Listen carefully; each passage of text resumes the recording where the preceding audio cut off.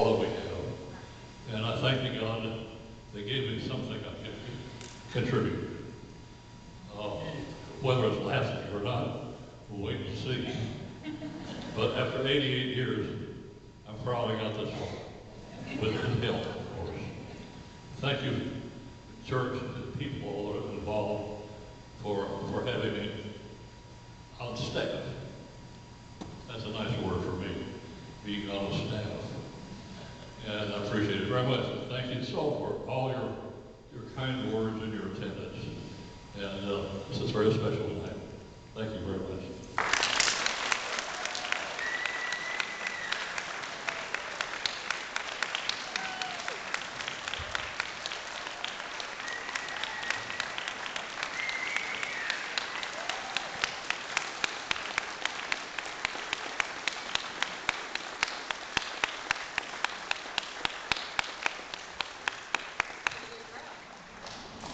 The work of the microphone and getting on Facebook, and then people like Beth Willingham helping me spread the word, and she would call the ones that she knew that she's a big Texas swing fan, so Western swing.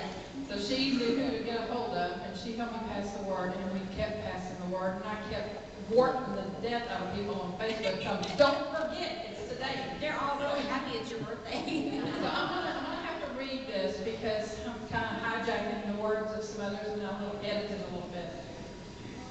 A lot of y'all know Herb's history, and a lot of y'all don't know the depth of it, and I could go for 2 hours on that, but I'm going to read this. Herb Remington was born June 9, 1926. Yes, tomorrow is really in Mishawaka, Indiana, right?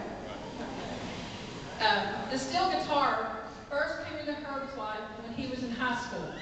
It wasn't his first instrument, though. He had been playing piano since the age of 5, and those who feel mastery of the keyboard would not expand the abilities of a pedal steel player should provide some explanation of why no one has ever sounded like this man on that instrument. So his piano had a lot of influence on his music in that. Following the Second World War, at the end of 1942, Herb went to California and wound up, and this was the next day, right, when you got back? Went to California and wound up in Bob Wills' band, which to a pedal steel player is the same as arriving at St. Peter's Gate.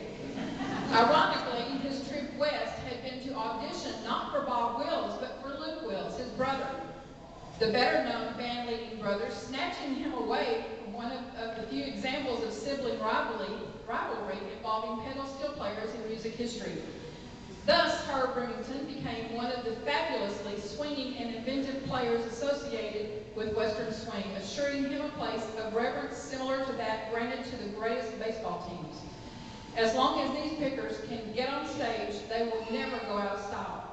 Merle Haggard provided employment from the 70s onward with Will's tributes. And 2 decades later, Remington was gathering up the usual suspects for gigs and recording as the Playboys too. Another Western swing project is the River Road Boys. Where are the River Road Boys? Some that we have here tonight. There you go. We got about 3 of them. There you go. Yep. We are so proud of that officer. It means a lot to me too, as much as her. He was cutting his own instrumental singles for Decca early on and wrote great material for the Wills Band, including the tunes Remington Ride and Boot Hill Drag, which have become a standard for steel players. His involvement with country and western music also includes something of an invisible legacy, as he was one of a large group of musicians who, in different combinations, made up the house band for the Star Day label. Scholars of vintage country music will argue into eternity about who actually played steel on the George Jones sides for this label, but sometimes it is Remington. So, what's the truth? Both? When it is someone else, it might have been because Remington had gone aloha. He is also an accomplished Hawaiian steel player and works regularly in this genre, guaranteeing him weeks in a time of sunny working vacations touring the Hawaiian Islands. How nice. He lives in Houston, where he manufactures his instruments and teaches. One would have to travel all the way there to study his techniques.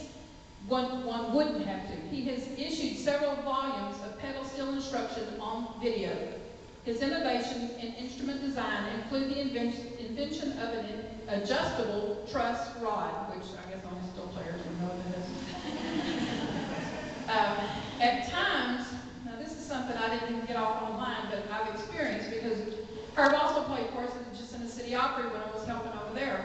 And he would take a hiatus for a little while, which he has to do here too, but he plays still in his 80s downtown at the Stages Repertory Theater doing tributes to like Hank Williams and Patsy Cline. He's done the Patsy Cline one a few times, right?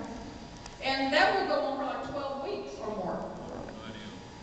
190 shows. And then sometimes, I mean, most times he will still make it here on Sunday evening. It's just unbelievable. I couldn't even keep up with that. So we can't say enough about how much we are honored to have Herb as a member of the Cowboy Church Band. There's nobody like Herb. I would remember conversations when I would have to call him with stuff to do with the Opry over there. And we would get off on talking about some of his things throughout his life. And I said, Herb, you need to write a book. Oh my gosh, you have such a wonderful history. But he can't understand why it would be so interesting. He's got a fabulous history. I appreciate all of you for showing up and being here. And I'm so glad that Herb got to be here and see all of his friends. Yay.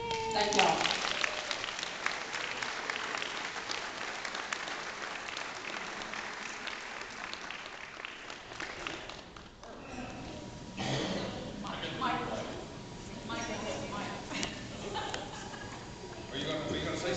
Yeah, I just want to say thank you again